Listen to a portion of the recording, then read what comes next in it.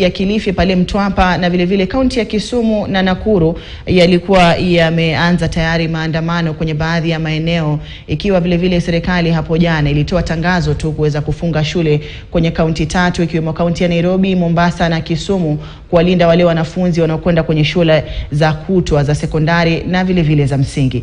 Tupate taarifa hiyo kutoka Kakamega ya Cleophas Malala.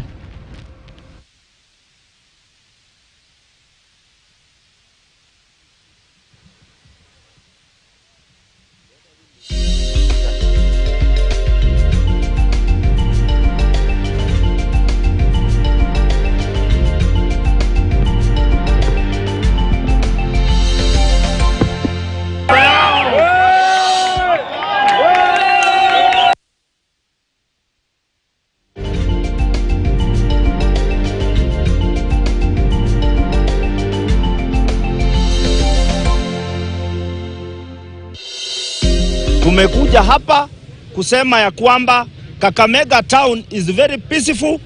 Watu wanaendelea na biashara yao. Hali ya usalama iko shwari. Hapa mahali tuko tunahitaji tuko na usalama na watu wetu wafanye kazi. Sababu kileta hapa maandamano, bodaboda wataipiwa pikipiki zao sababu mmebeba wezi wa kutoka kule Busia, ndio mnaleta hapa Kakamega kuja kutibia pikipiki. Jambo la kwanza nataka niambie Raila Odinga ya kwamba wakati wa Moi alitaka kupendua Moi. Wakati wa Kibaki akaleta handshake. Wakati wa Uhuru akaleta vitu ya BBI na kusema anataka kuingia kwa serikali. Sasa hii tena ndio anatupigia kelele anataka kuingia kwa serikali ya Ruto.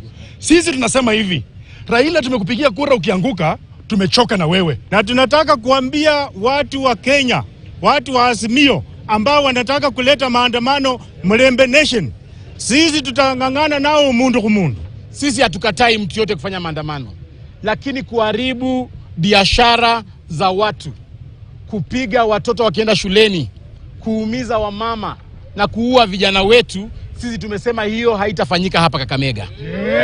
Sisi hapa tunataka amani, tunataka watu waendelee na kazi yao.